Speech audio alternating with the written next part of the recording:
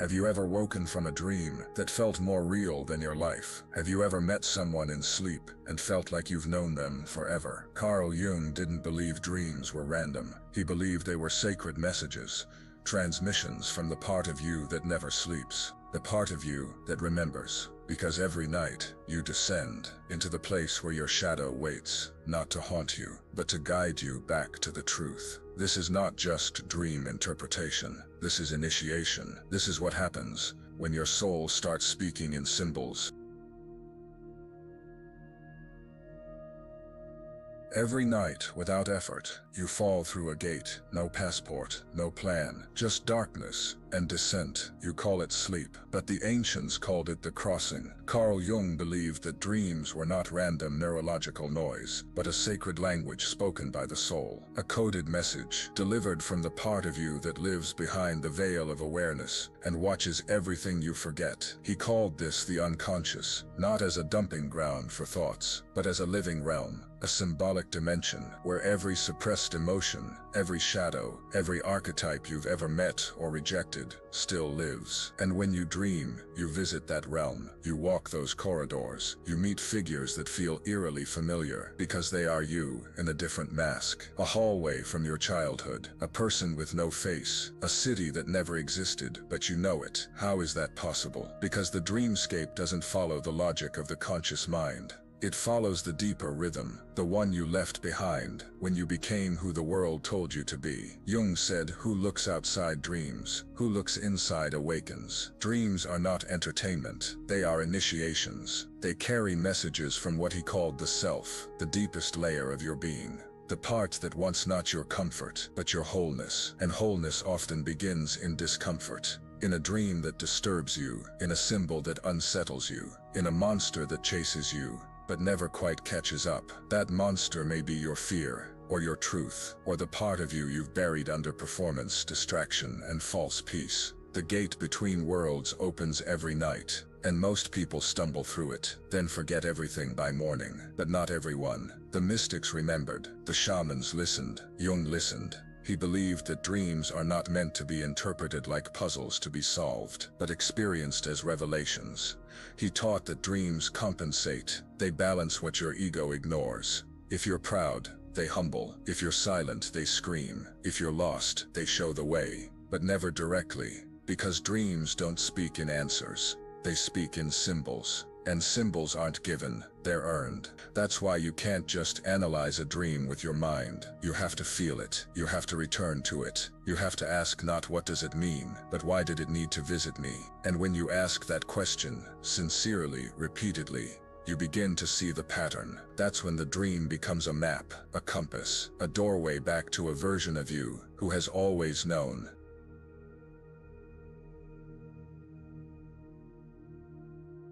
There is a reason why some dreams leave you gasping. They don't speak softly. They don't guide gently. They confront. A long hallway, a creature with your eyes, a childhood room filled with water, and you, always running or frozen. Jung taught us that the shadow does not disappear when ignored. It waits. And when the conscious mind surrenders to sleep, the gate opens. That's when it walks in. Not to punish you, not to destroy you, but to demand that you finally pay attention. Because the shadow is you, the rage you suppress, the shame you carry like a ghost, the part of you that wasn't allowed to speak, all of it has form in dreams. And it never arrives as a therapist. It comes as the pursuer, the threat, the haunting figure whose voice is distorted, because it has gone unheard for far too long. Most people wake up from these dreams and say that was just a nightmare.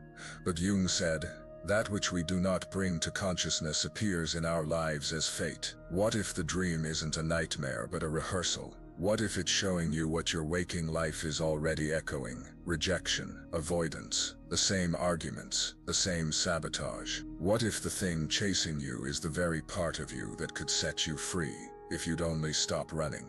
In dreams, the shadow wears masks. It appears as your ex, not because of them, but because of the emotional version of you that relationship froze in time. It appears as your childhood home on fire, because your inner child has been screaming from the attic for years. It appears as an animal, a stranger, a storm, but it's always saying the same thing. See me.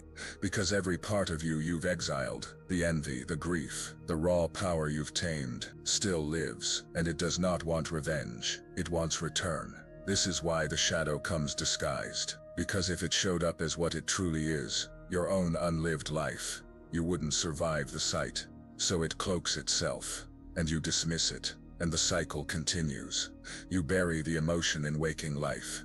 It resurfaces at night. You ignore it again, and your dreams intensify like a tide rising through the cracks of a dam. The shadow's goal isn't to torment, it's to reintegrate. But reintegration only happens through confrontation, and that confrontation doesn't begin with violence. It begins with a question. Ask, why did this dream need to shake me awake? What truth was too powerful to face in daylight? Ask and then listen, because the shadow will speak, and when it does, it won't use words. It will use symbols, images, emotions that echo through your chest even hours after you wake. That's not fear, that's recognition. The shadow isn't just trauma, it's also potential. It's your buried intuition, your creative power, your sexuality, your wildness, everything you were told to tame, now rising in rebellion. And where does it rise first? In the dream. Because the dream is the only place where your conscious mind can't silence it. And so it speaks there, loud, strange, terrifying, holy. It speaks so you'll remember. And remembering is the beginning of return. So the next time you wake up in sweat, in silence, in shock, don't run. Write it down. Trace the images. Find yourself in them. Because the one chasing you through the shadows is not your enemy. It is your unmet self, the one who has been calling you home.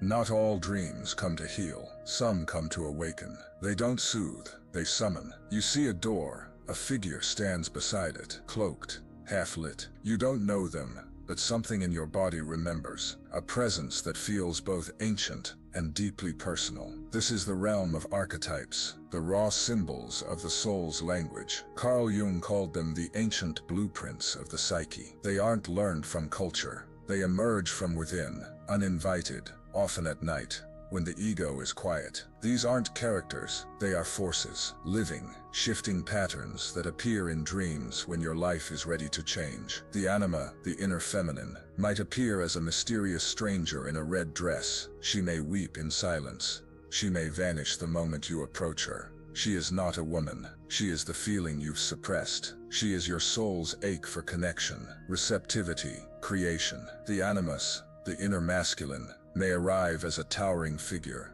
a silent guardian, or a cruel judge. He may demand action, clarity, truth. He is not a man. He is the part of you that knows and acts from knowing. He is direction.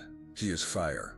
When these figures appear in dreams, they come with instruction, but they don't speak it. They show it. They invite it through symbol, tension, and choice.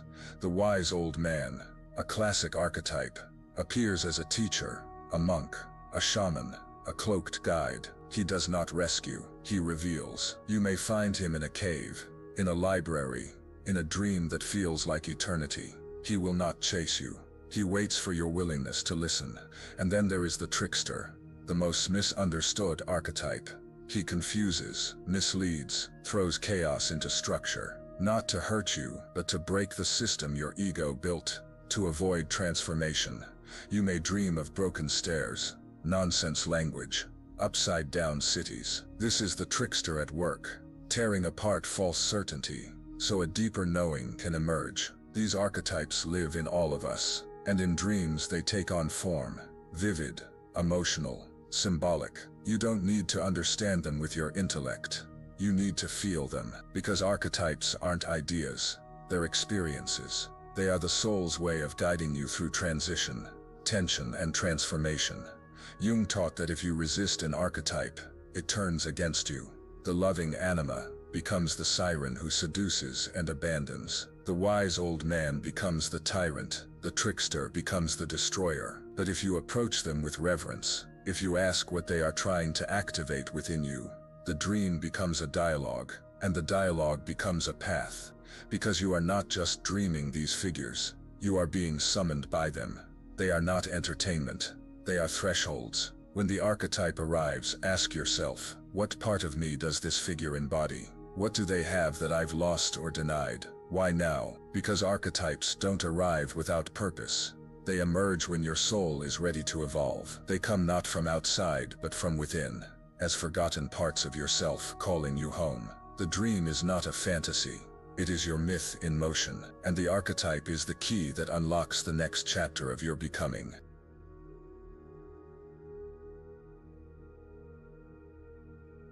There's a moment in many dreams, a strange silence, a detail too familiar, a smell you can't name but instantly remember. That's when you know you're not just dreaming, you're remembering. This is the descent Jung spoke of, not into myth, but into your myth. Not into ancient symbols, but into the unfinished sentences of your soul. The personal unconscious is where your psyche stores what it couldn't face in the moment. Moments that shattered you, moments that made you but that you never fully lived through. They don't vanish, they crystallize. They reappear when the conscious mind loosens its grip. You may dream of a house, not just any house, your house, but altered. The walls are too close. The basement floods, the mirrors are fog. You're not just dreaming about a place, you're dreaming about a state of being. A moment when you felt trapped, or unseen, or too much for the space you were in. This is what dreams do. They recreate the emotional climate of your past, so you can finally walk through it with your eyes open. And they repeat the same hallway, the same voice, the same helplessness, over and over. Until you stop running, until you stop waking up and dismissing it as weird.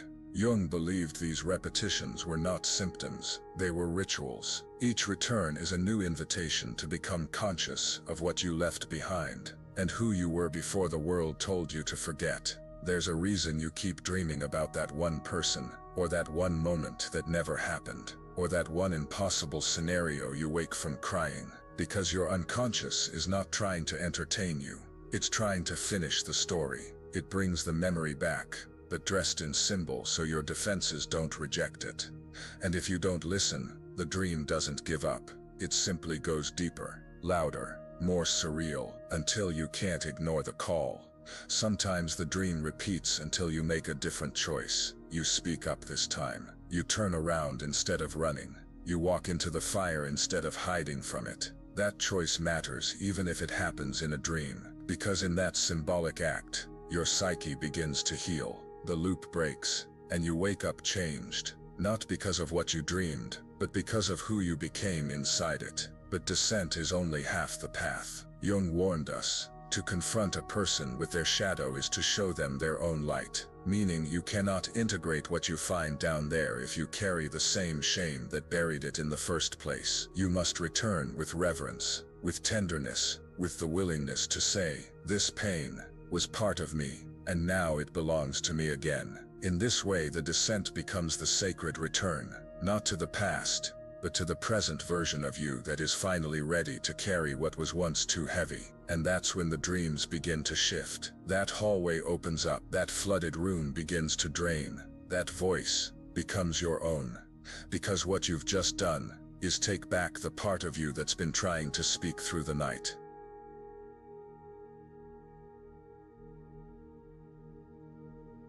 What if your dreams knew you better than your waking self ever could? What if the dream is not a message about you, but a message from you? The you that lives beneath the mask, the you that remembers what the world made you forget. Carl Jung believed that within each of us lives a force far more intelligent than the ego, a deeper self, an ancient intelligence that whispers not in words but in symbols. He called it the self, the totality of who you are, not just the person you think you are, but the person you were meant to become. And dreams, he said, are how that self speaks to you, not to punish, not to entertain, but to correct your path. This is why some dreams feel prophetic, not because they tell the future, but because they reveal the truth you've been avoiding. They know what you're not saying. They show you what your conscious mind has filtered out. And if you pay attention, you'll begin to notice a pattern. The dream doesn't lie. It doesn't flatter. It doesn't bargain. It simply reflects. And in that reflection is your calling. Have you ever had a dream that knew what you were feeling before you could admit it to yourself? Have you ever woken up with tears that didn't come from your life, but from your soul? This is the dream that knows you. It knows when you're pretending. It knows when you've settled. It knows when you've forgotten your own depth. And it will remind you, again and again, until you either numb out or wake up. There is a dream that comes not to scare you, but to summon you. It doesn't chase you. It waits. In it you might see your future self, an older version of you who says nothing, but looks at you with knowing eyes. You might see the child version of yourself, standing alone, waiting to be held, waiting to be seen by you. This is not imagination. This is not delusion. This is communication between the you that forgot and the you that never stopped remembering. When Jung spoke of dream work, he spoke of it not as interpretation, but as relationship, a relationship between the conscious mind and the deeper wisdom of the soul. And in that relationship, something miraculous happens. The dream begins to shift. It becomes more responsive, more vivid, more precise, because the soul senses you're finally listening. What happens when you build that relationship? Your dreams become your guide. Your intuition sharpens. Your synchronicities increase, and your waking life begins to feel like a continuation, not a separation from the dream. Because the truth is, there is no separation. The same self that speaks through symbols at night is whispering to you in daylight too. The question is, are you still willing to listen once you wake up?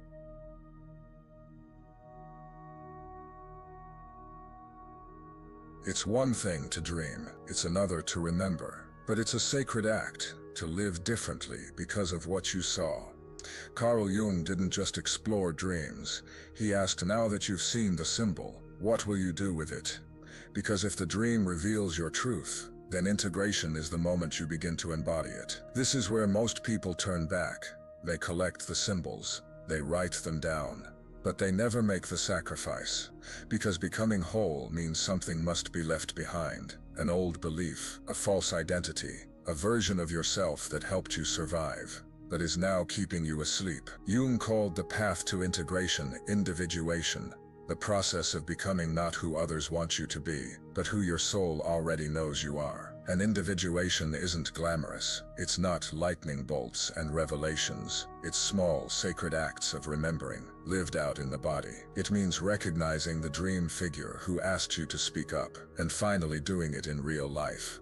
It means seeing the monster that chased you in sleep, and realizing you've been avoiding that same fear during the day. It means returning, not with analysis, but with courage. So what does shadow integration look like? You begin with ritual. Create a space, however small, that says, this is where I listen. Each morning, as the veil thins from sleep to waking, take a moment. Don't scroll, don't speak.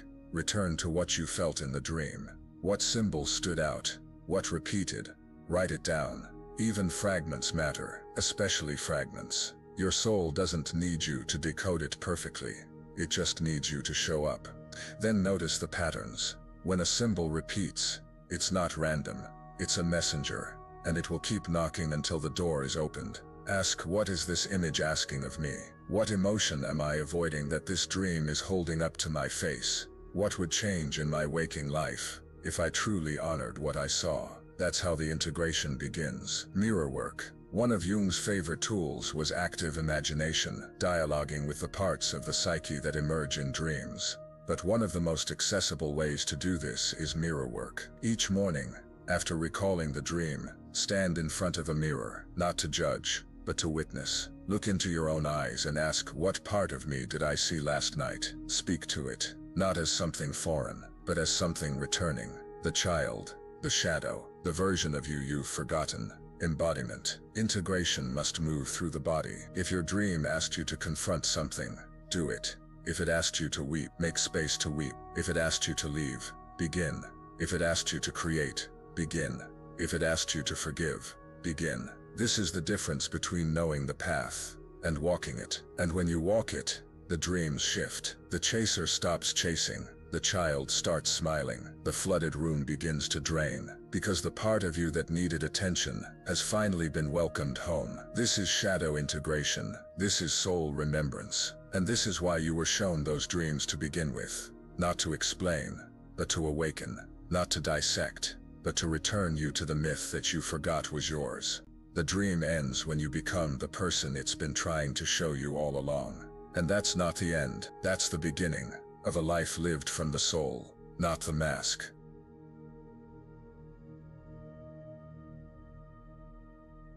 There is a silence that follows the dream, a moment where you wake up and for just a few seconds, you remember something that didn't come from this world, something ancient, something real, something that felt like you before the forgetting.